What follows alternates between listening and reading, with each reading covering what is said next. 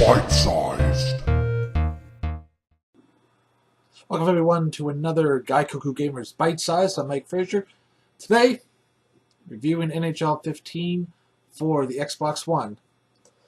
I've been a huge NHL fan throughout the franchise history, even way back when it's got its release on the Sega Genesis, and I've always thought EA did a decent job portraying hockey in its most raw video game form.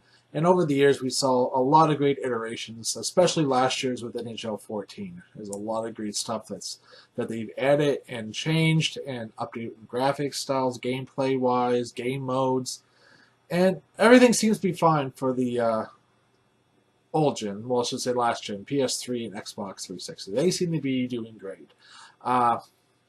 Just got done playing a bunch of stuff with the Xbox One's version, full game. This is the full version of NHL 15, and we all know that EASHL is not there.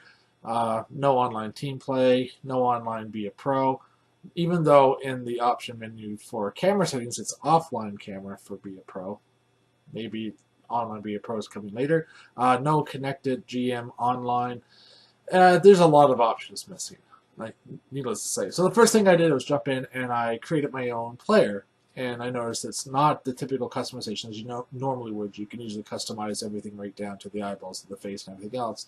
Now you just get to pick your gender, male or female. Female only gets two faces: blonde-headed, pigtail white female and a short-haired black female. Males get a lot of different styles of faces, but nothing that's customizable. The customized setting for your Be a Pro is very limited, I found, especially even in the gear department.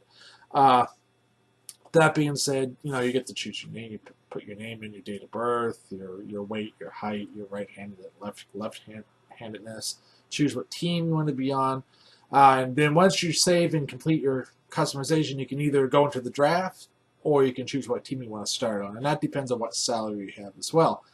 And this is where it stuck me, and it really ticked me off. Every year, you get drafted, you start in the minor leagues, so you get to play on your favorite minor league team, depending on what NHL team drafts you.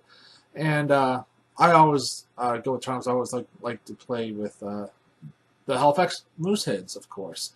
And no, it automatically starts you in the NHL. It doesn't have any way to put you on a minor league team. And as far as I saw throughout the gameplay, there was no way to get demoted to the minor leagues. I don't believe so.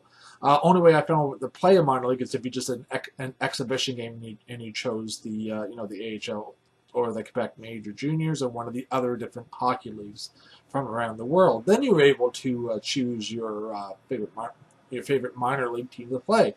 And this is where it's kind of got a little silly for me anyways. I chose Halifax Mooseheads. Halifax Mooseheads for many years, and they've always gotten this right, playing the Halifax Metro Center. We all know this. Except in NHL 15. They play in the Halifax Stadium. As far as I know, Halifax Metro Center is still called the Halifax Metro Center. They were mulling a name change to the Scotiabank Center, but as far as I still know, it's still the Halifax Metro Center, not the Halifax Stadium. It even says it on the ice, Halifax Stadium, and even in the opening flyby. And I was like, really? Why was that changed?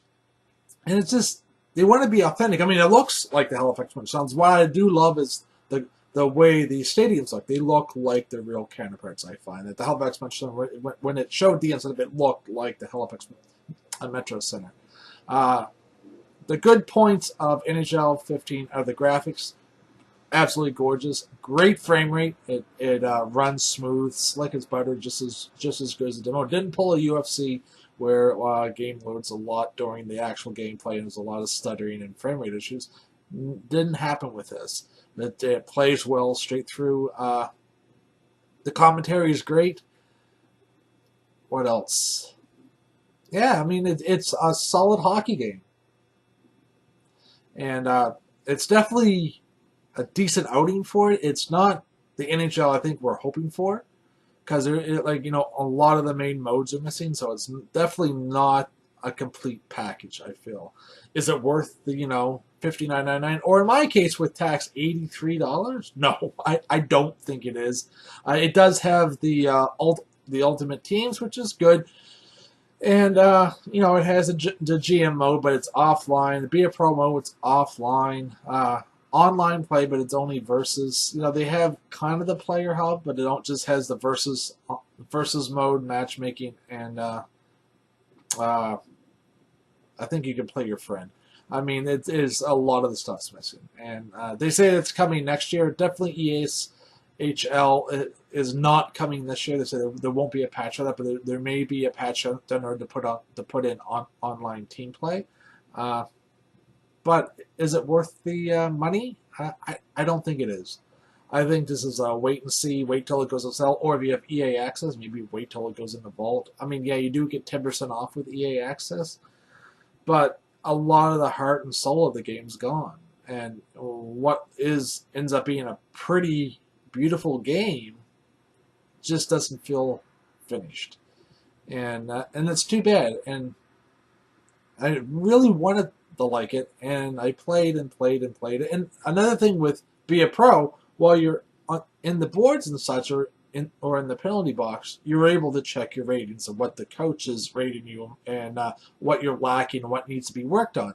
Not in this. No, you have no way of checking it, and you don't find your rating it until you're back to your main menu for your Be a Pro. It doesn't come up at the end of the game. It doesn't come up during the intermissions.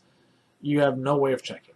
And I think that was a big oversight by them, because it's always good to check your rating while during the game to see what you need to be working on, where you're lacking in, and there's just none of that. So shame on you, EA. We were Daryl and I were talking before when we were excited for the game. Everything was looking like it was going too good to be true, and we were all wondering when they were going to drop the ball on this one. And it's definitely dropped, and he definitely mishandled NHL. And it's too bad, because they started out with gangbusters with Madden. Madden 15 was a great rejuvenation to the franchise, and a great, I think, a rejuvenation to EA Sports in general. And even though UFC was a stumbling block, they definitely made up for it with Madden 15, and I was hoping they were continuing that with NHL 15, but unfortunately, they're not. All it is, it's pretty. It has a great broadcast presentation, great stadium feel. The crowd's energetic. It really feels like an NHL game, but for the price, for the package, I believe it's not worth the money. And like I said, you're better off to either wait till it goes on sale, or if you have EA Access, wait till it goes in the vault, or maybe just even wait till next year. We still have FIFA 15 coming out and NBA 15 coming out. And hopefully NBA Live 15 is improvement over last year's. I've seen the new visual trailer, and it looks absolutely stunning and amazing. But so did NHL 15. So hopefully, when those two come out and I'm able to get to review those, hopefully they'll have redeemed themselves from the misstep that is NHL 15. Maybe if the fans voice their opinions up, maybe they will put some stuff back in with a patch.